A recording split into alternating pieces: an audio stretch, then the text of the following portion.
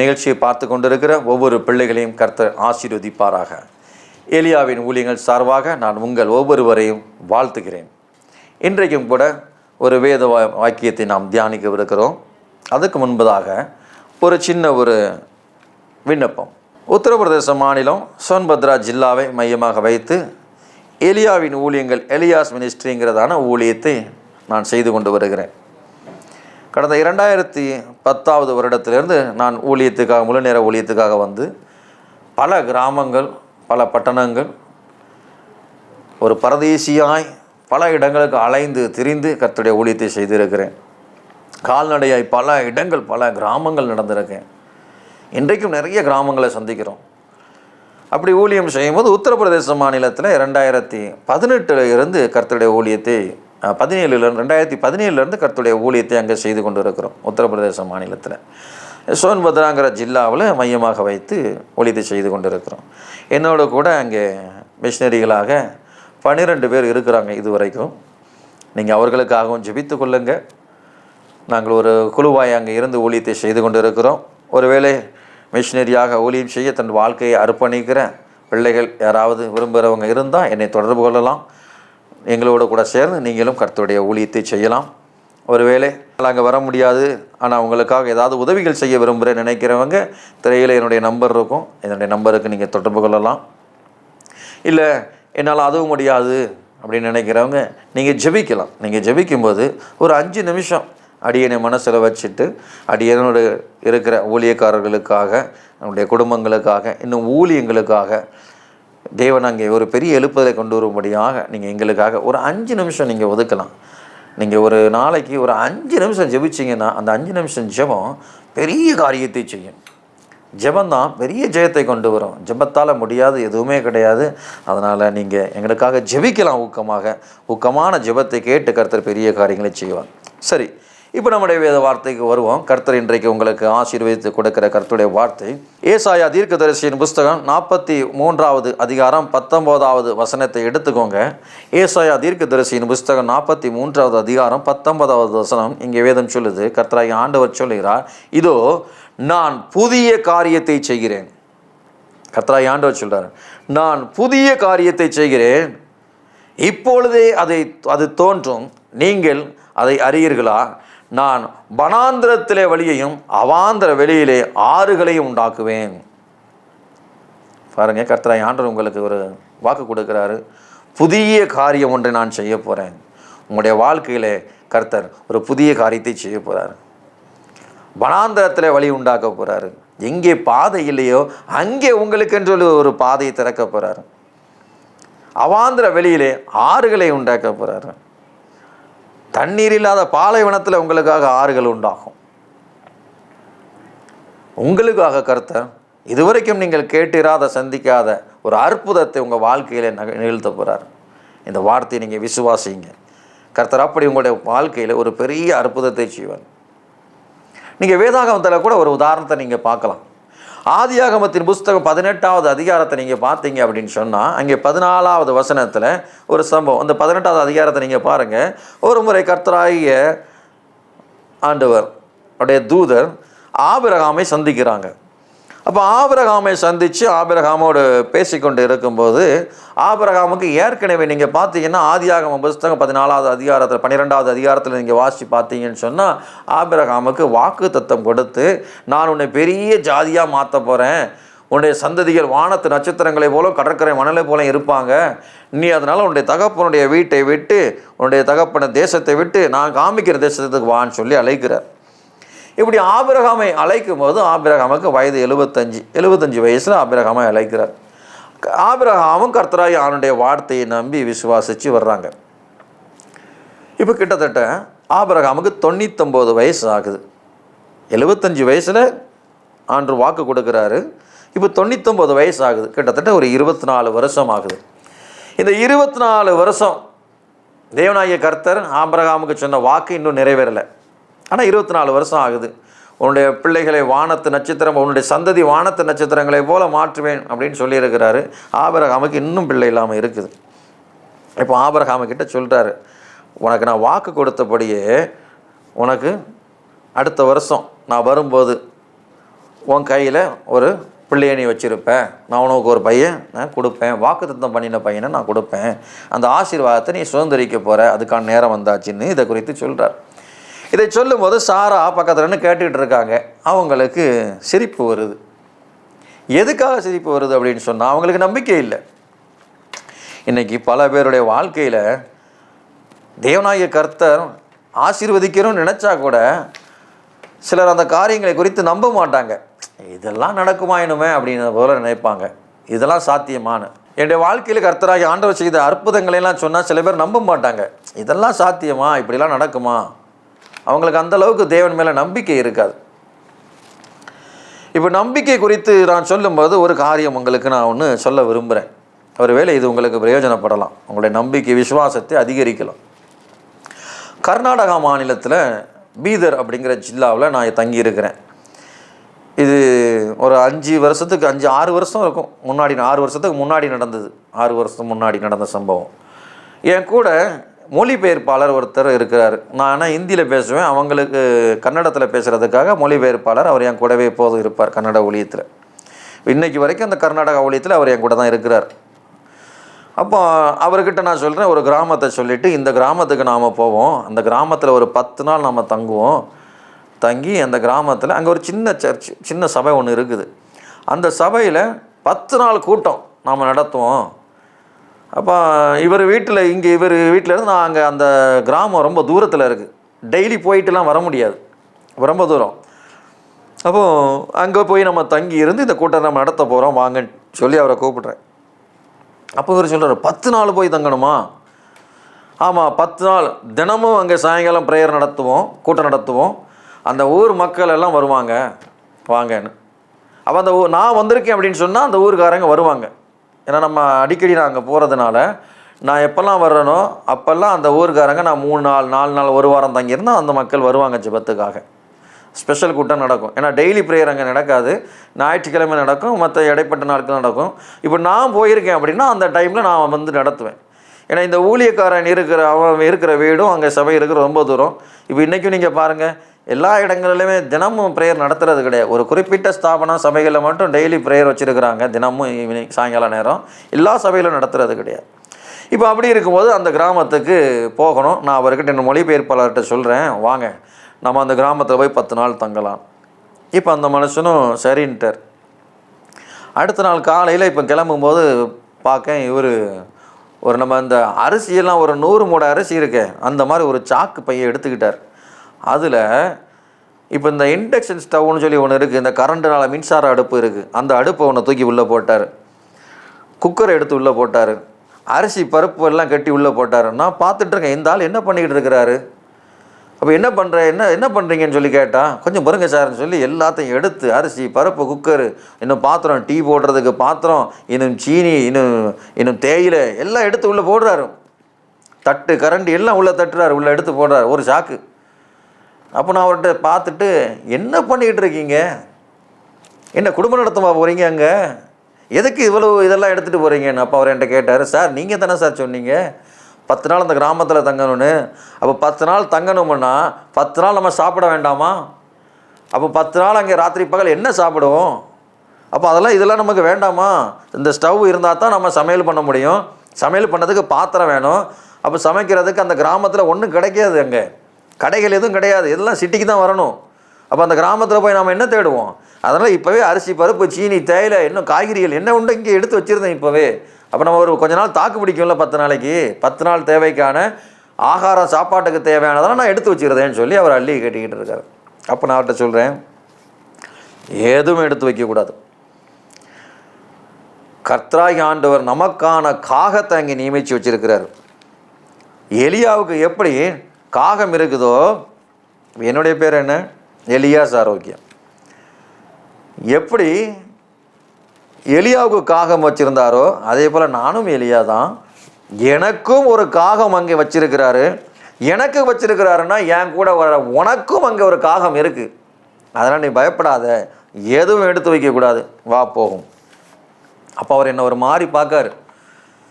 ஏன்னா என் கூட ஊழியத்தில் கூட வர்றவங்களுக்கு தெரியும், சில நேரங்களில் நான் பேசும்போது சொல்லுகிற வார்த்தைகளை பைத்தியக்காரன் சொல்கிறது போல் அவங்க நினைப்பாங்க. ஆனால் நான் எப்படிப்பட்ட ஆளுனா, வேதத்தில் இருக்கிற ஒவ்வொரு எழுத்தையும் விசுவாசிக்கிறவன். அது வார்த்தை இல்லை, ஒவ்வொரு எழுத்துக்களையும் இங்கே நடந்தால் என் வாழ்க்கையிலும் நடக்கும்னு சொல்லி அதை அப்படி நான் நம்புகிற ஆள். இப்போ நான் அவர்கிட்ட சொல்கிறேன், எனக்கு நமக்கும் அப்படி அற்புதம் நடக்கும் வாங்கன்னு. அவர் என்னை பார்த்துட்டு ஒரு வித்தியாசமாக பார்க்காரு, ஏதோ ஒரு பைத்தியக்காரனை பார்க்குறது போல். அவர் பார்த்துட்டு தலையை சொரிஞ்சிட்டு, என்ன இந்த ஆள் இப்படி சொல்கிறாரேன்னு மனசில் என்ன திட்டினாரோ என்ன யோசிச்சாரோ தெரியல, என்கிட்ட ஆர்கியூமெண்ட் பண்ணுறாரு. சார் முடியாது. அப்போ நான் சொல்கிறேன், எதுவுமே எடுக்காத, பைபிளை மாத்திரம் கையில் எடு, வேணா மாற்று வஸ்திரம் வச்சுக்கோ, வா போகலாம் அப்படின்னு சொல்லிட்டு போகிறேன். நாங்கள் ஒரு 3 பேர் இந்த கிராமத்துக்கு போயிட்டோம். இப்போ ராத்திரி நேரம் அந்த போய் சேரும்போது இரவு நேரம் ஆச்சு. ராத்திரி சர்ச்சில் அங்கே மேலே ஒரு சின்ன சபை தான், அதில் மேலே ஒரு அறை இருக்குது, அங்கே நாங்கள் தூங்கிட்டோம். இப்போ காலையில் பல்லு விளக்கணும், ப்ரஷ்ஷு கூட கொண்டு போகல. அங்கே இருக்கிற ஒரு வேப்பங்குச்சை உடைச்சி அந்த வேப்பங்குச்சை வச்சு நாங்கள் அப்படியே தேய்ச்சிட்டே போகிறோம். ரோட்டில் வாக்கிங் காலையிலே போகிறோம். அப்படியே தேய்ச்சிட்டே ஒரு மணி நேரம் ஊரில் அப்படியே ப்ரேயர் வாக் மாதிரி பண்ணிவிட்டு, அங்கே ஒரு அரசாங்க நெல் தண்ணி வர்றதுக்கான இது நெல் கனெக்ஷன் இருக்குது, அங்கே போய் நின்று முகத்தை கழுவி வாயெல்லாம் கொப்பளிச்சிட்டு அப்படி வரும்போது ஒரு சகோதரி எங்களை பார்த்துட்டு ஜெபிக்கிறதுக்கு அவங்க வீட்டுக்கு கூப்பிடுறாங்க. சரி வாங்க ஒரு சின்ன ப்ரேயர் பண்ணிட்டு வரலான்னு சொல்லி போகிறோம். 8 மணிக்கு 1 மணி நேரம் அவங்க பிரச்சனைகள் எல்லாம் சொல்கிறாங்க, இதுக்காக ஜெபம் பண்ணுங்க. ஜெபம் பண்ணி முடித்ததும் 9 மணி ஒரு டீ கொடுக்காங்க.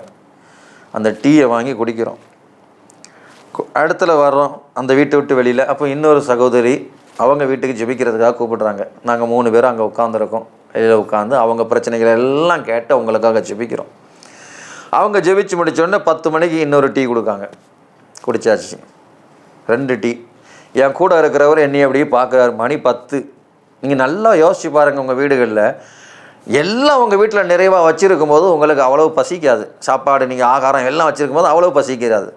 என்னைக்கு சாப்பாடு இல்லையோ அன்னைக்கு பயங்கரமாக பசிக்கும். அன்னைக்கு என் கூட இருக்கிறவர் என்ன அப்படியே பார்க்காரு, என்னடா இந்த ஆள் கூட தெரியாமல் வந்து மாட்டிட்டோமேன்னு சொல்லி பார்க்காரு. 10 மணிக்கு ஒரு டீ குடிச்சாச்சு. இப்போ வரோம். ஒரு வாலிப பிள்ளை வந்து ஒரு 16 வயசு 15 வயசு இருக்கும்.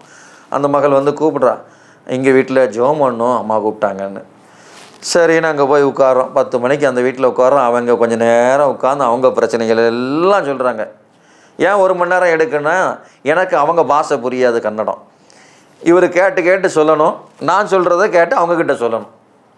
இப்போ அவங்க பிரச்சனையெல்லாம் சொல்லி முடிச்சுட்டு ஒரு டீ குடிக்கிறீங்களா அப்படின்னாங்க. இப்போ அந்த ஆள் டிரான்ஸ்லேட்டர் மொழிபெயர்ப்பாளர், அவர் ஏன் மூஞ்ச பார்க்கார், நான் அவரை மூஞ்ச பார்க்கேன். மறுபடியும் டீயா 11 மணிக்கு பசியோடு இருக்கிறார். அப்போ நான் எனக்கு டீ வேண்டாம் நீங்கள் குடிங்கன்னு சொல்லிவிட்டு நான் அங்கே யூரின் போகலாம் அப்படின்னு சொல்லி ஒரு பாத்ரூம் அப்படி போகும்போது என் மனசுக்குள்ளே வானத்தை எனக்கு எப்போதும் ஒரு பழக்கம், அடிக்கடி வானத்தை அண்ணாந்து பார்த்து கையை உயர்த்துறது என்னுடைய பழக்கம். அப்போ வானத்தை அண்ணாந்து பார்த்து இப்படி கையை தூக்கி, ஆண்டவரே காகம் இருக்குன்னு சொல்லி கூட்டிகிட்டு வந்துட்டேன்ப்பா, இந்த ஆளை நான் சொல்லி கூட்டிகிட்டு வந்தேன், நமக்கான காகத்தை தேவன் அங்கே வச்சிருக்கிறாருன்னு. 11 மணி ஆச்சு. பசியில் அந்த ஆள் என்னை முழிக்கிறது எனக்கே ஒரு மாதிரி இருக்குப்பா. அவனுக்கு விசுவாசம் உண்டாகணும். காகத்தை இங்கே ஆண்டவரே, அந்த காகத்தை கொஞ்சம் அனுப்புங்களேப்பா அப்படின்னு சொல்லி வானத்தை அண்ணாந்து பார்த்து கையை உயர்த்திட்டு பாத்ரூம் போயிட்டு வந்து உட்காடுறேன். நான் உட்கார்ந்த உடனே அந்த அம்மா வந்து என்கிட்ட கேட்குறாங்க, காலையில் பண்ண சாப்பாடு இருக்குது, இப்போ மணி 11 ஆச்சு, சாப்பிடுவீங்களான்னு. அப்படி பயந்து மெல்லி இதில் கேட்குறாங்க. ஏன்னா காலையில் பண்ண சாப்பாடு 11 மணி, இப்போ கொடுத்தா சாப்பிடுவீங்களான்னு. அப்போ நான் அவன்கிட்ட சொல்கிறேன், எதுக்குமா நீ கேட்டுக்கிட்டு இருக்க, சீக்கிரம் கொண்டான். என் பக்கத்தில் இருக்கிறவருக்கு நான் சாப்பாடு கொண்டான்னு சொன்ன உடனே பயங்கர சந்தோஷம். எப்பா பட்டினியாகவே செத்துருவோன்னு நினச்சா சாப்பாடு வந்துட்டு வச்சாங்க. நல்லா சாப்பிட்டோம், 3 பேருமே சாப்பிட்டுட்டு அவங்கெல்லாம் கிராமத்தில் உள்ளவங்க, வேலைக்கு போகிறவங்க எல்லாம் வேலைக்கு போயிட்டாங்கன்னா சாயங்காலம் தான் கூட்டம் கூடுவாங்க. இப்போ நாங்கள் அறையில் வந்து இருக்கோம். மேலே நான் பைபிள் வாசிச்சுட்டு இருக்கேன். 2 மணி. பசியில் இருந்தால் அப்படியே சுற்றுறாரு. சார் பக்கத்தில் ஒரு கடை கூட இல்லையே சார், ஒரு பிஸ்கெட் வாங்கினா கூட இல்லையே சார், பயங்கரமாக பசிக்குது சார், அப்படியே சுற்றிக்கிட்டே வர்றாரு. ஆள் நல்லா வயிறு நல்லா பெரிய தொந்தி வச்சுருப்பார். அப்படியே ரவுண்ட் அடிச்சுட்டு இருக்கிறாரு. நான் பைபிளை வாசிச்சுட்டு அமைதியாக உட்காந்துருக்கேன். கேட்டும் கேட்காத மாதிரியே இருக்கேன். சின்ன பிள்ளைகள் வர்றாங்க, ஒரு 13-14 வயசு பிள்ளைகள் மேலே வர்றாங்க. வந்து அங்கிள் நாங்கள் எதாவது கொடுத்தா சாப்பிடுவீங்களான்னு. அப்போ அவர் கேட்காரு, சார் சாப்பிட ஏதோ கொண்டு வரேன்னு சொல்கிறாங்க சார். கொண்டு வர சொல்லிட்டான்னு பிள்ளைங்களை சத்தம் போட்டு அனுப்பிட்டேன். சின்ன பிள்ளைங்க அது விளையாட்டத்தை நம்ம ஏதோ சொல்லிகிட்டு இருக்கு, போக சொல்லு, எது வேண்டான்னு சொல்லி அனுப்பிட்டேன். அந்த பிள்ளைங்க போக மாட்டாங்க. போன பிள்ளைங்க திரும்ப வந்து இன்றைக்கி இல்லை ஏதாவது கொடுத்தா சாப்பிடுவீங்களான்னு. அவங்களுக்கு சந்தோஷம், ஊழியக்காரங்க வந்திருக்காங்க, நம்ம ஏதாவது கொடுக்கணுமேனு. அப்போ நான் சொல்கிறேன், அவர் கேட்குறேன், சார் பிள்ளைகள் ஏதோ கொடுக்கேன்னு சொல்லுது. அப்போ நான் என்ன நினச்சேன், சின்ன பிள்ளைகள் அந்த ஊரில் அதிகமாக இந்த பொரி சாப்பிடுவாங்க. இந்த நம்ம ஊரில் இந்த பொரி தெரியும்ல உங்களுக்கு. அப்போ எதையா இந்த பொரி இரியை கொண்டுட்டு வர போகுது, ஏற்கனவே இங்கே இப்போ பொரியை சாப்பிட்டு வயிறு இன்னும் ஊதிடக்கூடாது, அதனால் வேண்டாம் போச்சு. அப்போ அந்த ஆள் சொல்கிறாரு, இப்போ இருக்கிற நிலைமைக்கு எது கொடுத்தாலும் சாப்பிடுவேன் சார், உங்களுக்கு வேண்டாலும் பரவாயில்ல, நானாக சாப்பிடுவேன் சார், கொண்டு வர சொல்லுங்கள் சார். அப்போ அந்த பிள்ளைகளும் பயந்துட்டு அப்படியே நிற்கி போனாலும் போக மாட்டேங்கு. அப்போ நான் சொன்னேன், சரி என்னமோ செய்ப்பா, உனக்கு என்ன தோணுதோ நீ அதை சொல்லு போ. அப்போ அந்த பிள்ளைகள்கிட்ட சார் சொல்லிட்டாரு, உங்கள் இஷ்டம் போல் என்ன சினிமா செய்யுங்க போங்க அப்படின்னு சொல்லி அனுப்பிட்டார். போன பிள்ளைகள் 3 மணி ஆச்சு காங்கலை, 2 மணி கேட்ட பிள்ளைகள் 3 மணி ஆகிட்டு. அப்போ நான் கேட்கேன், என்னப்பா ஊருக்குள்ளே கடை வேற இல்லைன்னு. நான் அதான் சொன்னேன், சின்ன பிள்ளைகள் விளையாட்டுக்கு எதையாவது சொல்லும், நீ அதை நம்பி இருக்காதன்னு நான் சொன்னேன். அப்போ சொன்னேன், ஆமாம் சார் 1 மணி நேரம் ஆச்சு சார் போன பிள்ளைகளை காங்கலை, விளையாட்டுக்கு ஏதோ சொல்லிட்டு போயிட்டு போலன்னு. 3 மணிக்கு பிள்ளைகள் தட்டில் வச்சு டிஃபன் மாதிரி ஏதோ பண்ணி கொண்டு வருது. அப்போ நான் பேசி முடிக்க கொண்டு வருது மேலே. ஐயோ சார் பயங்கர சிரிப்பு, சார் பிள்ளைகள் வந்திருக்காங்க சார். அப்படியா, என்ன விஷயம் என்னென்னு பாரு சார், சாப்பாடு கொண்டு வந்திருக்காங்க சார். அப்போ நான் அவரை பார்த்து சொல்கிறேன், சாப்பாடு கொண்டு வந்திருக்காங்களா, சரிப்பா வாங்கி ஜெபம் பண்ணி சாப்பிட்டு அவங்கள அனுப்பு. சரின்னு ஜெபம் பண்ணி சாப்பிட்டு அனுப்புகிறோம். காலையில் சாப்பாடு, மதிய சாப்பாடு ரெண்டுமே கிடச்சாச்சு. நாங்கள் அடுப்பு கொண்டு போகலை, அரிசி கொண்டு போகலை, பருப்பு எதுவுமே எங்ககிட்ட இல்லை. நாங்கள் எதுவுமே பண்ணலை. எங்கள் வேலை பைபிளை வாசிக்கிறோம், பைபிளை தியானிக்கிறோம், ஜெபிக்கிறோம், சாயங்காலம் கூட்டம் நடத்துகிறோம். அன்றைக்கி சாயங்காலம் கூட்டம் முடிஞ்ச உடனே ஒரு சகோதரி வீட்டுக்கு கூப்பிட்டு போனாங்க, சாப்பாடு கொடுத்தாங்க. இப்படியே 10 நாளுமே ஒவ்வொரு நாள் ஒவ்வொருத்தர். ஆனால் இது வேறு யாருக்குமே தெரியாது. ஏன்னா இவங்க காலையில் வேலைக்கு போவாங்க, காலையில் ஒருத்தர் சாப்பாடு கொடுத்துட்டு போயிடுவாங்க, மதிய நேரம் சின்ன பிள்ளைகள் ஏதாவது பண்ணுவாங்க, ராத்திரி யாராவது கூப்பிட்டு அவங்க வீட்டில் விருந்து மாதிரி கொடுப்பாங்க. இது ஒருத்தருக்கு ஒருத்தர் தெரியாது. இப்படி 10 நாள் முடிஞ்சது. 10ஆவது நாள் ராத்திரி கூட்டம் நடக்க, இரவு நேரம், கடைசி நாள் கூட்டத்தில் நான் சொல்கிறேன், எங்களுடைய நிலைமை இந்த நிலைமையில் நான் இங்கே வந்தேன். வானத்தில் இருந்து எலியாவுக்கு காகத்தின் மூலமாய் ஆண்டவர் போஷித்தது போல் எங்களுக்கும் காகத்தின் மூலமாக போஷிச்சார். நீங்கள் தான் 10 நாள் எங்களை போஷிச்சதுன்னு சொல்லி அந்த ஊர் மக்கள் கண்ணீர் விட்டு அழுதாங்க. இதை நான் சொல்லும்போது என்னுடைய மொழிபெயர்ப்பாளர் அவனால் பேச முடியல, அவர் கண்ணீர் விட்டு அழுகிறார். அவர் சொல்கிறாரு, இப்படி ஒரு அற்புதம் நான் பார்த்ததே இல்லை, நான் கூட நம்பலை. இவர் சொல்லும்போது அவர் சொல்கிறார், இவர் சொல்லி கூப்பிடும்போது நான் நம்பலை. 10 நாள் இவர் கூட போய் பட்டினி கிடந்து சாகணும்னு நினச்சேன், ஆனால் ஒரு நேரம் கூட நாங்கள் பட்டினியாக இல்லை. கர்த்தர் இந்த 10 நாள் 3 வேளை எங்களுக்கு விதவிதமாக, ஒருத்தர் பிரியாணி பண்ணுறாங்க, ஒருத்தர் சிக்கனுங்கிறாங்க, ஒருத்தர் நாட்டுக்கோழி பண்ணுறேன்னு சொல்கிறாரு, வித்தியாசமாக சாப்பாடு கொடுத்து எங்களை போஷிச்சாங்க. நான் உண்மையிலே இப்படி ஒன்று நான் பார்த்தது இல்லை, இப்படி தேவன் செய்வார்னு நான் நினைக்கவே இல்லைன்னு சொல்லி கண்ணீர் விட்டு அழுகிறாரு. அந்த ஜனங்கள் அழுகிறாங்க. இப்படி நம்ம ஊருக்கு ஒரு சன்னியாசி வந்திருக்கிறாரு, இவர் சமையல் பண்ணவே இல்லை. அவங்களாம் என்ன நினச்சிக்கிட்டு இருக்கிறாங்க, நாங்கள் 10 நாளாக சமைச்சு சாப்பிட்டுட்டு இருக்கோன்னு. ஏன்னா ஒருத்தருக்கு ஒருத்தர் தெரியாது. இவங்க இப்படி ஒவ்வொருத்தராக அந்த கிராம மக்கள் ஒரு நாள் ஒவ்வொருத்தருக்கு அழைச்சி எங்களை சாப்பாடு கொடுத்தாங்க. ஏன்னா ஜோம் பண்ண வாங்கன்னு கூப்பிடுறாங்க, ஜோம் பண்ணுறோம். இப்போ ஜோம் பண்ணுற வீடுகளில் சாப்பிட்டுட்டு வர அந்த வீட்டில் சாப்பிட்டோம். இதான அவங்களுக்கு தெரியாது, ஊருக்காரங்களுக்கு. அப்போ அவங்க ஒருத்தர் பார்க்காங்க. அப்போ நாம் இல்லைன்னா இப்போ இவங்க நிலைமை என்ன ஆயிருக்கும்? அவங்களும் வாயை திறந்து ஒரு வார்த்தை சொல்லவே இல்லையே. 10ஆவது நாள் கூட்டம் முடியும் போது இப்போ சொல்கிறாங்க. அப்போ அவங்க கண்ணீர் விட்டு அழுகிறாங்க, ஆண்டவரே இந்த ஊழியக்காரங்க எங்கள் கிராமத்தில் வந்து பட்டினியாக போயிருந்திருப்பானே, அப்போ அவர் நீங்கள் இப்படி போஷிச்சிருக்கீங்களே, இவங்களுக்கு ஒரு காகமாக எடுத்து பயன்படுத்திருக்கிறீங்களே அப்படின்னு அவங்களுக்கு கண்ணீர் விட்டு அழுகிறாங்க. மொழிபெயர்ப்பாளர் ஒரு கண்ணீர் விட்டு, அவர் கண்ணீர் விட்டு அழுகிறாரு. தேவன் இப்படி போஷிப்பார்னு நினைக்கவே இல்லை, என் வாழ்க்கையில் இப்படி நடந்ததே இல்லைன்னு. அப்போ நான் சொல்கிறேன், நீங்கள் விசுவாசிங்க. நீ விசுவாசித்தால், வேதம் சொல்லுது, நீ விசுவாசித்தால் தேவனுடைய மகிமையை காண்பாய். யாருக்கிட்டையும் போய் நான் பசியாக இருக்கேன்னு கேட்கல, யாருக்கிட்டையும் போய் எனக்கு டீ கொடு, யாருக்கிட்டையும் போய் எனக்கு சாப்பாடு கொடுன்னு கேட்கல. ஆனால் யாருக்கிட்டையும் நாங்கள் சொல்லவும் இல்லை என்ன நிலையில் இருக்கோன்னு. ஒருவேளை அந்த கிராம மக்கள் சாப்பாடு கொடுக்கல, நாங்கள் பட்னியாக தான் இருந்திருக்கணும் 10 நாளும். அது அவங்களுக்கு தெரியாது. ஆனால் கர்த்தராகி ஆண்டவர் அவருடைய பிள்ளைகள் பசியாக இருப்பதை அறிந்து அவரே ஒவ்வொருடைய இருதயத்தை பாருங்கள், சின்ன பிள்ளைகள் எல்லாம் சாப்பாடு பண்ணி கொடுக்குறாங்கன்னு. எந்த ஊர்லேயே அது நடந்திருக்குதா? இப்படி நீங்கள் சொல்ல முடியுமா? ஒரு ஊழியக்காரங்க வந்து தங்கியிருக்காங்க, 13 வயசு பிள்ளை, 12 வயசு பிள்ளை, தன்னால் முடிஞ்சு எதாவது பண்ணி கொண்டு வந்து கொடுக்கணும்னு. இவ்வளோத்துக்கும் அந்த வீட்டில் யாருமே சொல்லலை. அந்த பிள்ளைகள்கிட்ட கேட்டால், இல்லை நாங்கள் சும்மா விளையாண்டுக்கிட்டு இருந்தோம், அப்போது தோணிச்சு ஏதாவது உங்களுக்கு கொடுக்கணுமேனு, அதனால் நாங்கள் பண்ணி கொண்டு வந்தோம். விளையாண்டுக்கிட்டு இருக்கிற பிள்ளைகள் பண்ணி கொண்டு வந்து கொடுக்குறாங்க, எங்களை போஷிக்கிறோம் அப்படின்னு அந்த பிள்ளைகளுடைய இருதயத்தை திருப்பினது யார்? கர்த்தராகிய ஆண்டவர் 10 நாள் அருமையாக போஷிச்சார். இந்த 10 நாள் மாத்திரமில்லை, இன்னும் சாட்சி அற்புதம் எவ்வளவோ சொல்லலாம். உத்தரப்பிரதேச மாநிலத்தில் கொரோனா காலகட்டத்தில் 3 மாதம் ஒரே அறையில் வெளியில் போக முடியாமல் இருந்தோம். அப்போ மிக அருமையாக மிக அற்புதமாக போஷிச்சார். அரசாங்கத்திலேருந்து உங்களுக்காவது இங்கே நீங்கள் கேள்விப்பட்டிருப்பீங்க, அரசாங்கத்திலேருந்து அது கொடுத்தாங்க இது கொடுத்தாங்கன்னு. கொரோனா காலத்தில் ஒன்றும் கிடையாது எங்களுக்கு. அங்கே உத்தரப்பிரதேசத்தில் நான் ஒரு பரதேசி, நான் ஒரு அந்நியனை அவங்க மத்தியில் தங்கியிருக்கேன். என் கூட 5 பேர், அங்கே ஒருத்தர் 2 பேர் இல்லை, கொரோனாவில் 5 பேர் இருந்தோம். யோசிச்சு பாருங்க, இந்த 5 பேருக்கு அரசாங்கத்தில் இருந்து 1 ரூபாயோ, ஒரு கைப்பிடி அரிசியோ, ஒரு கைப்பிடி கோதுமை மாவோ எதுவுமே கிடையாது எங்களுக்கு.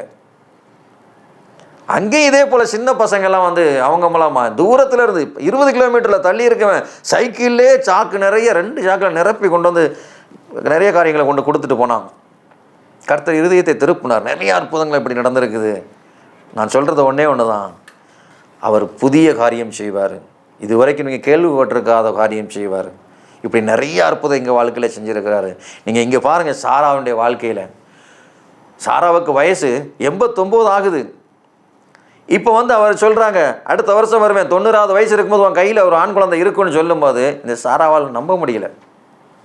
சிரிக்கிறாங்க, என்னுடைய சரீரம் செத்து போச்சு சொல்கிறாங்க. என் சரீரம் செத்து போச்சு, ஸ்திரீகளுக்கான வழிபாடு நின்று போச்சு, இப்போ குழந்தை பிறக்குமா? இனிமே வயசான கிழவிக்கு 90 வயசுல இனிமே குழந்தை பிறக்குமா? செத்த சரீரம் இன்னும் உயிர் படையுமா? செத்து போன கற்பம் இனிமே உயிர் பெறுமா?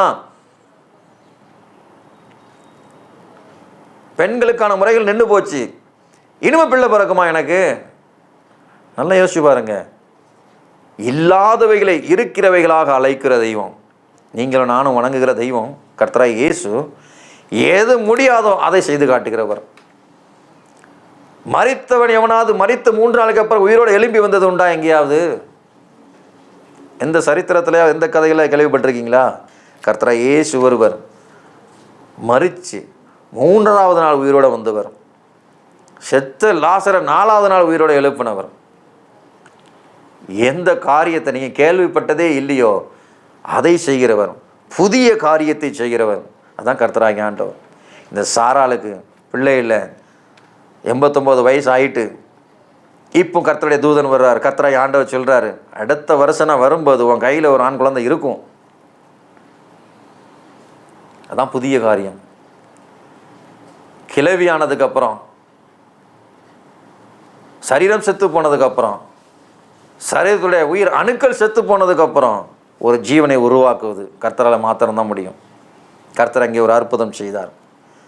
கர்த்தரை ஆண்டவரை விசுவாசிங்க. அவர் சொல்கிறார், இதோ நான் புதிய காரியத்தை செய்வேன், நான் ஒரு புதிய அற்புதம் ஒன்று செய்வேன் உன் வாழ்க்கையில். இதுவரைக்கும் நீ இப்படி ஒரு அற்புதத்தை பார்த்துருக்க மாட்டேன். இவ்வளோ நாள் நீ காத்திருந்த, தேவ சமூகத்திலே காத்திருந்தேன், அவரை நம்பி இருந்தேன். கர்த்தரை ஆண்டவர் சொல்கிறேன், இன்னும் என்னை நம்பு, நான் ஒரு புதிய காரியத்தை செய்வேன். லூக்கா புஸ்தகம் 1வது அதிகாரம் 37வது வசனம் சொல்லுது, தேவனாலே கூடாத காரியம் ஒன்றும் இல்லை வேதம் சொல்லுது. அவரால் கூடாத காரியம் ஒன்றுமே கிடையாது. அவரை நம்புங்க. அவரை நம்புகிற பிள்ளைகளுக்கு நிச்சயமாக அற்புதம் செய்வார். உங்களுடைய வாழ்க்கையில் நீங்கள் எதிர்பார்த்து காத்திருக்கிற நாட்கள் ஆகிட்டே, காலதாமதம் ஆகுதே, எத்தனை வருடங்கள் நான் காத்திருக்கிறேன், இன்னும் அற்புதம் நடக்கலையேன்னு சொல்லி எந்த காரியத்துக்கு நீங்கள் காத்திருக்கிறீங்களோ, எந்த காரியம் உங்களுடைய வாழ்க்கையில் தடையாக இருக்குது, இன்னும் நடக்கலையோ, கர்த்தராகிய ஆண்டவர் சொல்கிறார், நான் புதிய காரியத்தை செய்ய போகிறேன்.